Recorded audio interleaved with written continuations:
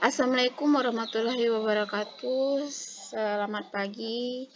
Jumpa lagi dengan saya Santi. Di sini saya akan berbagi Bapak Ibu bagaimana cara kita untuk mengisi dokumen tindak lanjut refleksi ya.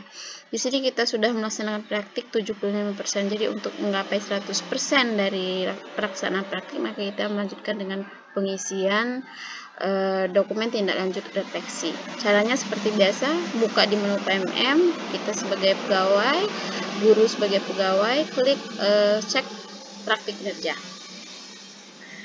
Sudah muncul, klik bagian lanjutan, pembinaan kinerja isi dokumen refleksi tindak lanjut dilanjutkan. Nah, sebelum di pembinaan kinerja di isi dokumen refleksi tindak lanjut, Bapak Ibu harus melakukan dulu pelaksanaan tindak lanjut.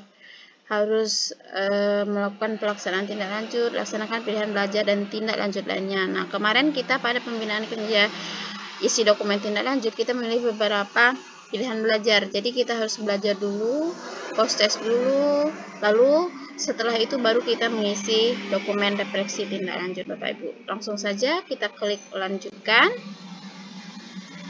Maka akan muncul menu seperti ini. Di sini ada pilihan belajar yang sudah kita pelajari sebelumnya. Setiap guru berbeda-beda ya Bapak Ibu, sesuai dengan tujuan tindak lanjut yang kemarin kalian buat di bulan April. Nah, di sini ini tindak lanjut yang saya buat. Upaya tindak lanjutnya seperti ini, silahkan dibaca sendiri. Periodenya tindak lanjut Mei, kemudian kebutuhan dokumen seperti yang tampil dalam layar. Kemudian pada menu ini kita akan mengisi kolom inspirasi dengan pertanyaan, apa inspirasi baru yang Anda dapatkan dari upaya tindak lanjut? Jadi setelah kita melakukan tujuan tindak lanjut, kita belajar di PMM terkait tentang video pembelajaran yang kita ambil tadi, kita telah mengisi post test, lalu apa inspirasi baru yang kita dapat? Tuangkan di sini Bapak Ibu. Di sini, sesuai dengan tujuan tindak lanjut saya memperoleh inspirasi yang saya temukan, yaitu menumbuhkan kepercayaan diri siswa merupakan bagian dari upaya untuk menciptakan suasana pembelajaran yang menyenangkan. Dengan tumbuhnya kepercayaan diri tersebut, maka siswa antusias dalam mengikuti pembelajaran sehingga pembelajaran dapat berlangsung secara maksimal.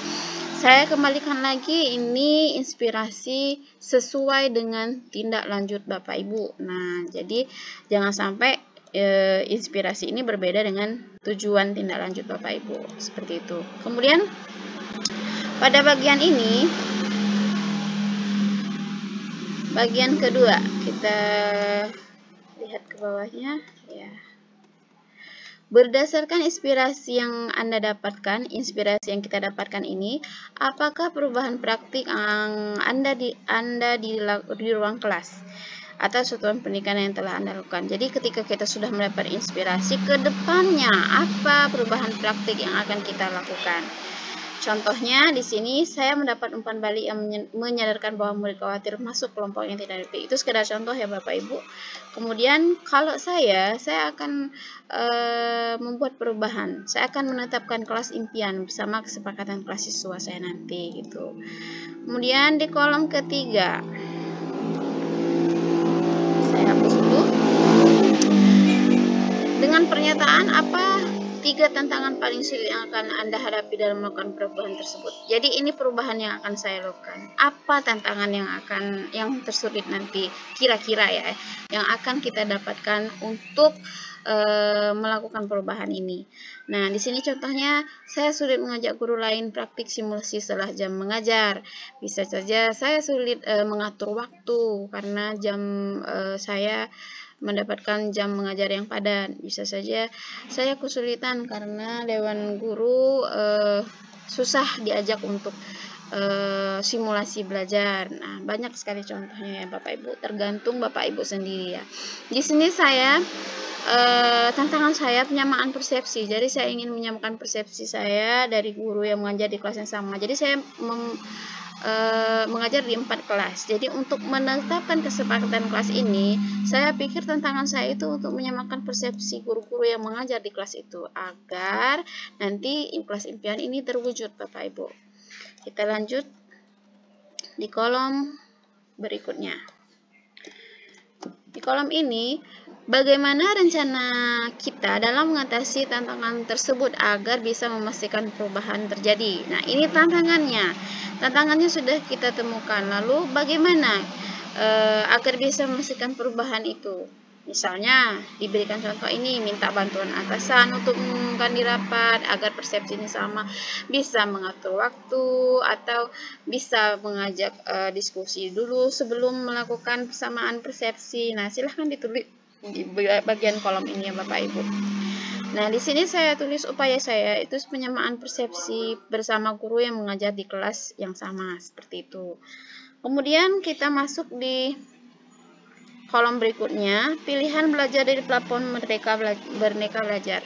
Ketika kita sudah menonton video dan mengerjakan post test sesuai dengan yang kita pilih waktu refleksi kemarin, jadi ini ada tujuan tindak lanjut.